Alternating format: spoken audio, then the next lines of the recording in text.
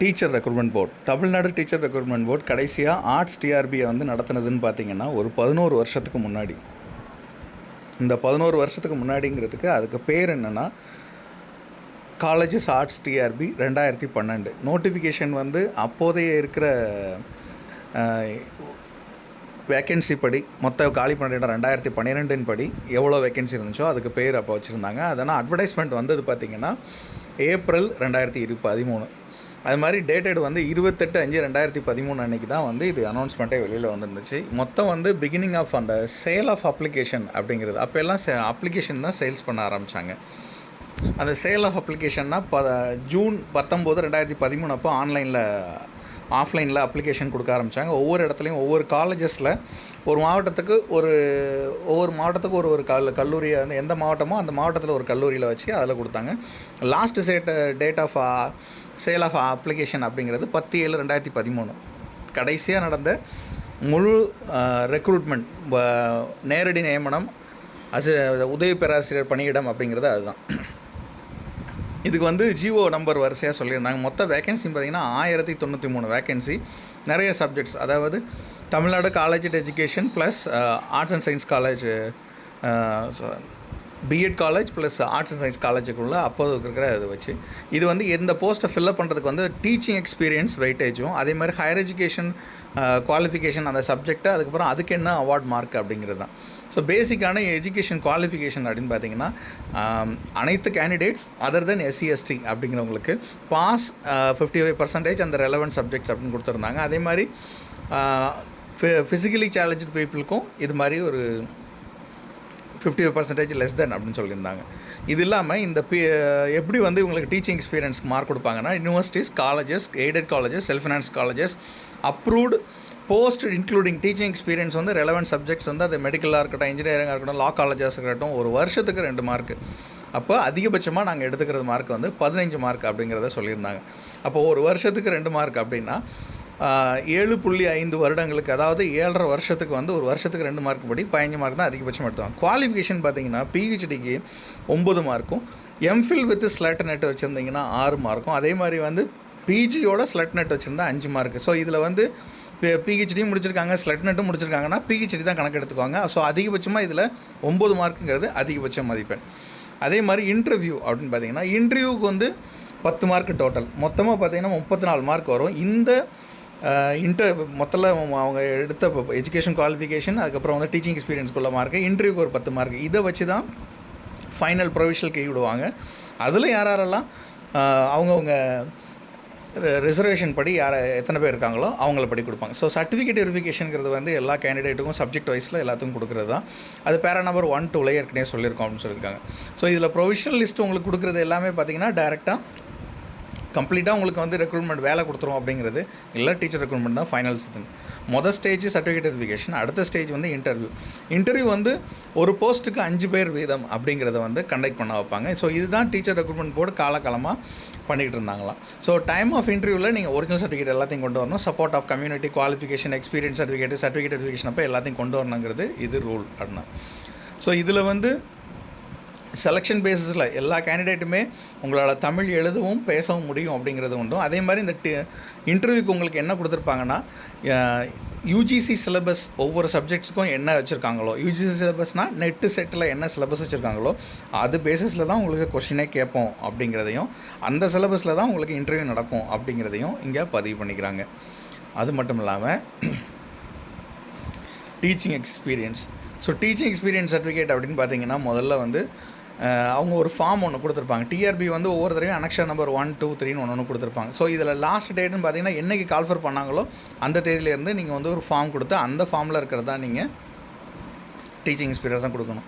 For example இப்போது application sale பண்ணுறதுன்னு பார்த்தீங்கன்னா இப்போ ஒவ்வொரு டிஸ்ட்ரிக்ட் லைக் அரியலூர், சென்னை, கோயம்புத்தூர், கடலூர், தருமபுரி, திண்டுக்கல், ஈரோடு, காஞ்சிபுரம், கன்னியாகுமரி, கரூர், கிருஷ்ணகிரி, மதுரை, நாகப்பட்டினம், நாமக்கல், பெரம்பலூர், புதுக்கோட்டை, ராமநாதபுரம், இது மாதிரி ஒவ்வொரு மாவட்ட ரீதியாக, அதுக்கப்புறம் பார்த்திங்கன்னா சேலம், சிவகங்கை, தஞ்சாவூர், தேனி, நீலகிரிஸ், திருச்சிராப்பள்ளி, திருநெல்வேலி, திருவள்ளுவர், திருவண்ணாமலை, திருவாரூர், திருப்பூர், தூத்துக்குடி, வேலூர், விழுப்புரம், விருதுநகர், ஒவ்வொரு மாவட்ட ரீதியால் ஒரு கல்லூரி இருக்கும் பார்த்தீங்களா, அந்த கல்லூரியில் எது அதிகபட்சமாக இருக்கும், அதாவது வந்து அந்த மாவட்டத்துக்கு 5 கல்லூரி இருக்குது, 2 கல்லூரி இருக்குன்னா அந்த மாவட்டத்தில் இருக்கிற தலைமை எதுவோ அதை பார்த்துக்கலாம். இப்படி கொடுத்த இந்த இதில் வந்து மொத்த ப்ராசஸ் எத்தனை வருஷத்தில் நடந்துச்சு, அதாவது டைரெக்டாக சர்டிஃபிகேட் வெரிஃபிகேஷன் பண்ணி அவங்களுக்கு இன்டர்வியூ வச்சு இந்த ப்ராசஸ் எத்தனை வருடத்துக்குள்ளே இது நடைபெற்றது அப்படிங்கிறதான் பார்க்க போகிறோம். கடைசியாக நடந்த 2012-13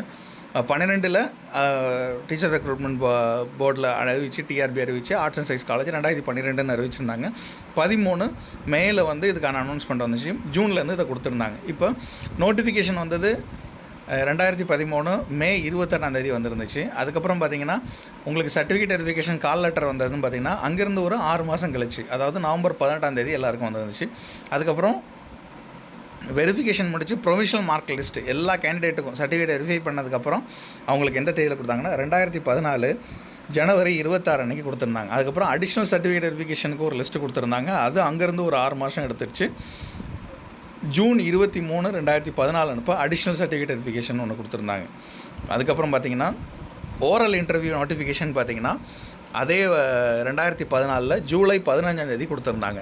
இதுக்கப்புறம் ப்ரொவிஷனல் லிஸ்ட் கேண்டிடேட் வந்து யாரெல்லாம் இன்டர்வியூ கால்ஃபர் பண்ணுறோம் அப்படிங்கிறத அடுத்த லிஸ்ட்டு அங்கேருந்து ஒரு 2 நாள் கழிச்சு ஜூலை 18 2014 கொடுத்துருந்தாங்க. அதுக்கப்புறம் அடிஷ்னல் இன்ஃபர்மேஷன் அசிஸ்டன்ட் ப்ரொஃபஸருக்கான அடிஷ்னல் இன்ஃபர்மேஷன் இன்டர்வியூக்குன்னு சொல்லிட்டு அங்கேருந்து ஒரு மாதம் கழிச்சு ஆகஸ்ட் 7 மறுபடியும் கொடுத்துருந்தாங்க. அதே மாதிரி ஹால் டிக்கெட் இதுக்கெல்லாம் டவுன்லோட் பண்ணி ஓரல் இன்டர்வியூக்கு வர்றதுக்கு உள்ள டேட்டு வந்து பார்த்திங்கன்னா ஆகஸ்ட் 13 2014 சொல்லியிருந்தாங்க. அதுக்கப்புறம் ஒவ்வொரு ஓரல் இன்டர்வியூ அப்போ ஓரல் முடித்து ப்ரொவிஷனல் லிஸ்ட்டு வந்து ஒரு லிஸ்ட்டு கொடுக்கும்போது பார்த்திங்கன்னா அங்கேருந்து ஒரு மாதம் கழித்து செப்டம்பர் 3 கொடுத்துருந்தாங்க. அதுக்கப்புறம் மறுபடியும் ஒரு ப்ரொவிஷனல் செலெக்ஷன் லிஸ்ட்டு அது வந்து செப்டம்பர் 19 அதுக்கப்புறம் மறுபடியும் ஒரு லிஸ்ட்டு கொடுக்கும்போது அக்டோபர் 1 மறுபடியும் ஒரு அக்டோபர் 20 அதுக்கடுத்தது இது வந்து நவம்பர் 3 ஒவ்வொரு சப்ஜெக்ட் வைஸில் ஒரு தான் வந்துட்டு இருந்துச்சு.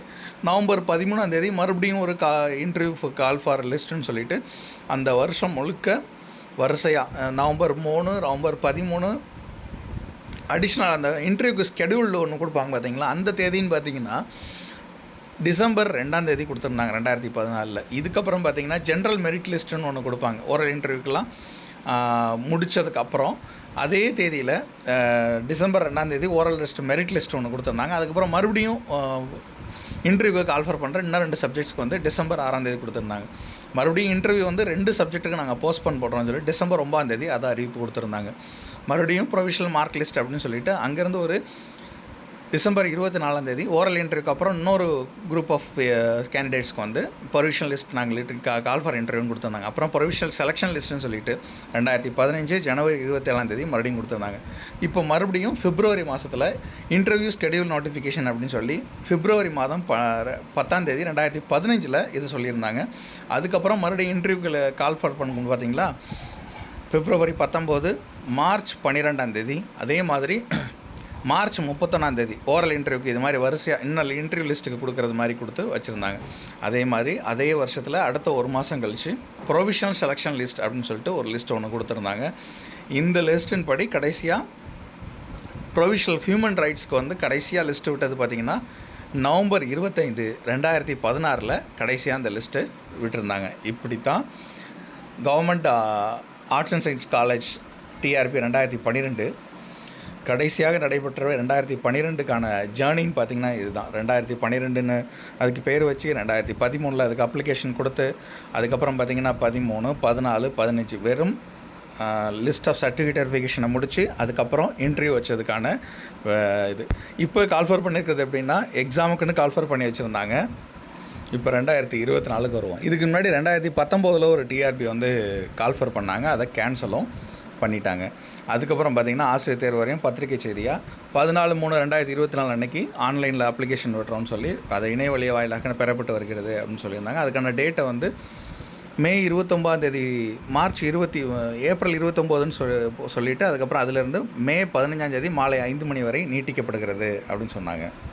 அடுத்த அறிவிப்பு தேதின்னு பார்த்தீங்கன்னா ஜூலை 22 ஒரு அறிவிப்பு கொடுத்துருந்தாங்க. ஆசிரியர் தேர்வு மூலம் அரசு கலை மற்றும் அறிவியல் கல்லூரியில் கல்வியல் கல்லூரிகளுக்கான உதவி பேராசிரியருக்கான நியமனங்களுக்கு போட்டித் தேர்வு மூலம் நேரடி நியமனம் செய்வதற்கான அறிவிக்கை எண் மார்ச் 14, 2024 அன்று வெளியிடப்பட்டது.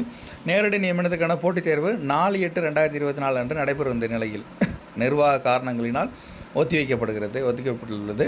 தேர்வு நடைபெற நாள் பின்னர் அறிவிக்கப்படும் அப்படின்னு சொல்லி இப்போ கடைசியாக 22/7/2024 அன்றைக்கி சொன்ன விஷயந்தான் கடைசியாக இப்போ சொல்லப்பட்ட விஷயம். ஸோ ஆர்ட்ஸ் டிஆர்பின்னு பார்த்தீங்கன்னா இதனால தான் 11 வருடங்களுக்கு முன்பு ஆர்ட்ஸ் டிஆர்பி அப்படின்னு போட்டிருந்தேன். கடைசியாக நடந்ததுங்கிறது இது மட்டும்தான். மேலும் இதுமான அப்டேட்டான தகவலுக்கு அடுத்த வீடியோவில் பார்க்கலாம்.